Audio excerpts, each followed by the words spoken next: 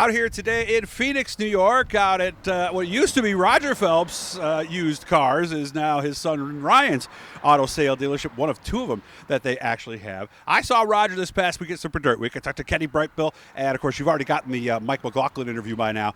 And Kenny brought up Roger's name several times, and I was like, man, I didn't even know these guys knew each other. Of course, Roger started racing in 1973, moved to modifieds in 1980. He estimates somewhere in the 100-plus range. His last season was right around in 2001, and believe it or not, he actually wanted to start on pavement but ended up on dirt. Roger, we haven't had a chance to talk officially. Geez, I don't even know in how long. How have you been? I've been good. Everything's going good. I'm supposed to be retired, and that ain't quite happened, but I'm going to Florida in a couple weeks, and I plan on being there most of the winter. So. Oh, we're already going down then. Okay. Yep. All right. And, of course, you've been working here. You've been at this location on and off 24 years now, right? Yeah, at least that. I was over in Warner's, over at actually Harvey and Larry Fink owned the building. I was over in Warner's. We had the speed shop. That was at the farm, right? Yeah. Yes. We had a speed shop over there and while we were racing, and then I got into the used cars, and that's what happened. It just took off, and I had to do it full time, you know. I almost forgot this story, and I want to make sure I got this one first, because this is one we talked about when we were at Sweegle the other day. There was one time, I'm thinking the year is maybe 91, maybe 92, 93, somewhere in that range, maybe in 1990. We were on our way to Utica, Rome. We came up on the RP Speed truck. It was one of those old delivery-style things. You were doing like 40 miles an hour. Tell us what happened next. And we were having motor trouble with the truck, and all of a sudden I get this wicked, like somebody's drafting. I look behind me, and Tommy Jules pushing me down the thruway. Like, we went a good couple miles. He was right out. I wish we could have taped it because it would have been pretty funny. But back then, we didn't have cell phones. Yeah, and we got up to push you to the Vernon, and I think we pushed you to the track. Yeah. And my then girlfriend, my now wife, was in the back seat. It was her first year of racing. She's like, oh, my God, these people are crazy. So, boy, we couldn't get away with that today, could we? No, we had a lot of fun back then. The Outlaw circuit was a pretty close-knit deal, and every night, it was pretty much Fulton, Utica, Rome, Brewerton, and, we'd go to RFH's on Saturday night, and if you didn't get there early, you didn't get a parking spot. That's true. It was all the racers went there, and the fans did too. So it was way more relaxed back then. And they had to turn the lights off to get us to leave. And even yeah. One day the RFHs couldn't figure out what happened to their TV. His dad was trying to watch TV, and somebody drove right over his direct TV dish. Oh, no. Somebody might have been at the racetrack a little late. So let's go back. You said it was 72, maybe 73. You didn't want to be a dirt guy, you told me. No, I worked on I traveled I used to go to Trenton and Langhorne, and I used to watch Dutch Hogue. Back then he was my dad's hero, and I would go with my dad. And what happened, I worked on a late model at Fulton. I was still in high school, and I bought the car at the end of the year, and about 2 weeks after I bought it, Bub announced no more late models. So I ended up grooving the tire.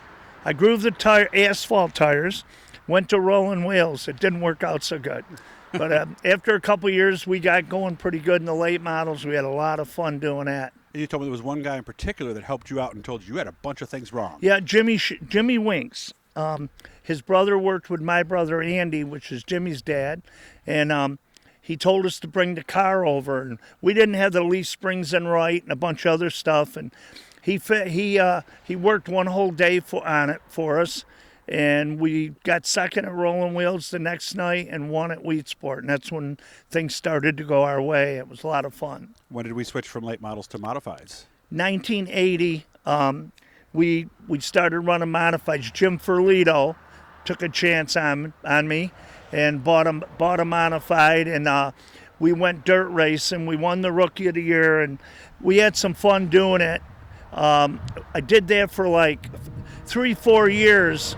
I think it was 3-4 years. Ran Canandaigua, the local deal, and then we bought Jim Ferlito bought a car from Buck Buckley, and he built sprint cars out of PA, and the car was pretty much, it was built almost like a sprint car with a modified body.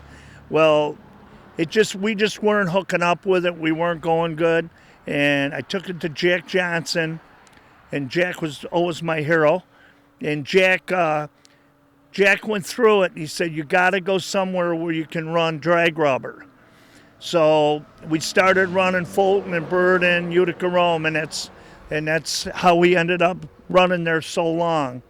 And then when I got out, we went back dirt racing with Ryan, and we did it. 2015 was the I think 14 or 15 is when we sold everything. We had a lot of great sponsors, Benwood Auto Parts and Auto Finishers. John Gibson was with us 16 years. We had a lot of fun as a team with Pat and Billy, and I want to go down to Middletown just because I know it's going to be Pat and Billy's last time with them. You're going to go to Eastern States this year, then? Yeah, okay. I want to go there before I go to Florida just to.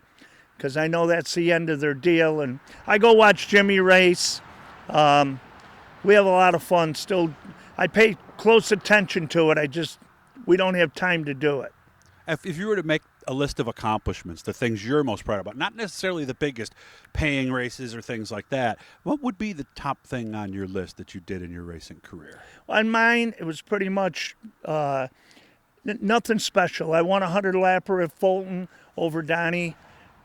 Donnie started on the pole. We started in the rear, and we passed him at the line, and that was a good really? race. Like that, huh? Yeah, that was a good night. And then Ryan, I remember won a series race at Weed Sport, a regular series race. I was there for that one. I remember. It was I forget what they called it, All-Star Weekend, I think. Yeah. And he won Saturday night, so we had one hell of a party. The next day, none of us were feeling too good, so we didn't even run warm-ups. The next day, paid $20,000, and he ended up winning that. So that was a big accomplishment for us to win that. And then we won the Hurricane 100 the last time they ran big blocks at Brewerton. So, we had a lot of fun. Freddie Beesmer helped us out a lot over the years. I can't think of all the, we had McDonald's. We had a lot of good sponsors, and we tried to represent them as good as we could. Make sure to look for a second. It's just starting to rain, so I'm going to have to hit stop here. We got another one going to air a little bit. We're going to share some memories of somebody we know real well. So hit the Blue E guys, share, subscribe, support if you can. Roger, thank you so much for your time. And again, look for another one coming up here real soon, and I'll see you at Eastern States in a week and a half. All righty, great. Thanks, Doug.